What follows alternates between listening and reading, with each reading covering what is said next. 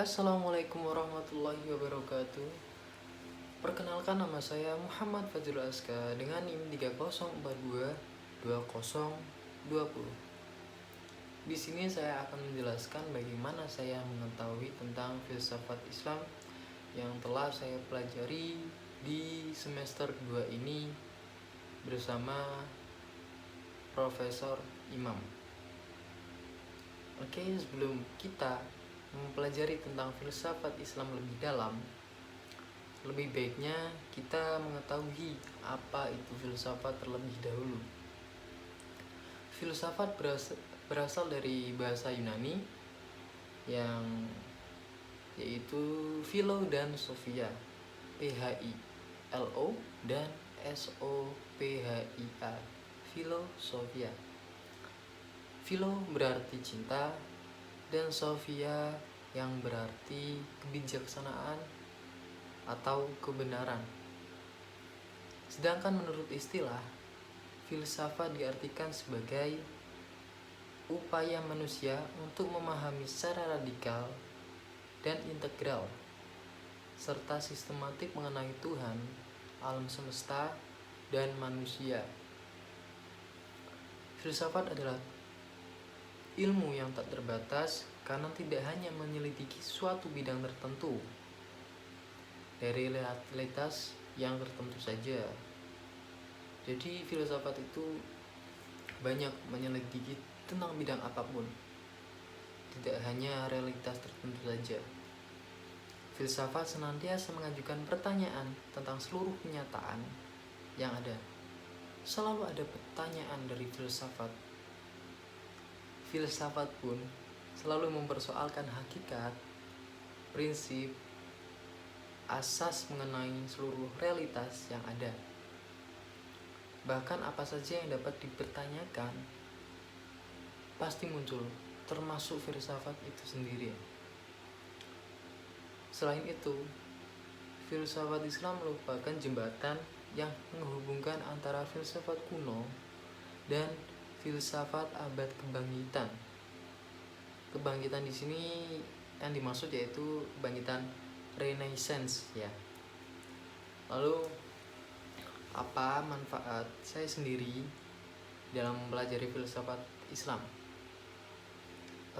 Menurut saya manfaat untuk kita mempelajari filsafat Islam yang pertama, untuk mengetahui bahwa filsafat Islam adalah merupakan jembatan yang menghubungkan antara filsafat kuno dan filsafat abad kebangkitan yang tadi Renaissance.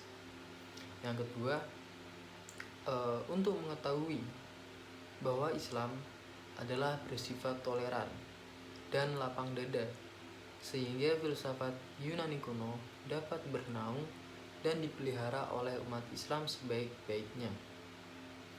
Yang ketiga, untuk mengenal sejarah filsafat Islam, sekurang-kurangnya umat Islam akan bersifat toleransi dan tidak terlalu fanatik terhadap keterangan mengenai ketuhanan yang masuk ke dalam agama Islam secara keseluruhan dan membawa umat Islam untuk lebih giat mempelajari filsafat.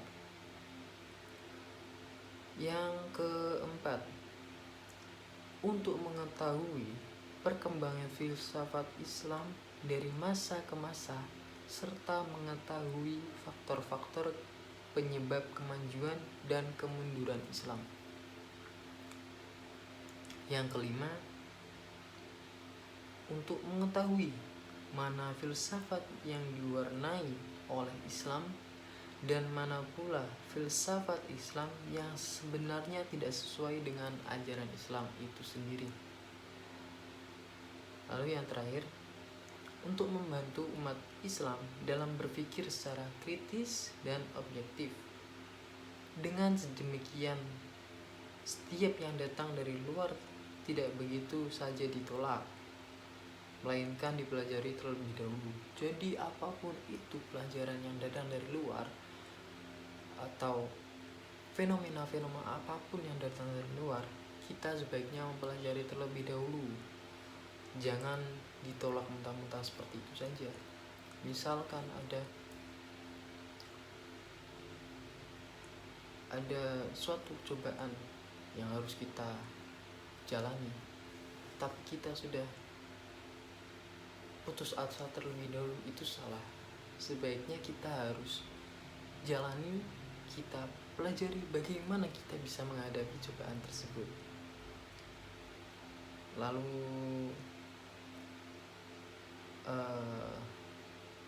kita harus lapang dada dan harus dapat diterima pelajaran yang ada, jangan ditolak mentah-mentah. Oke, mungkin cukup sekian penjelasan tentang filsafat Islam dari saya.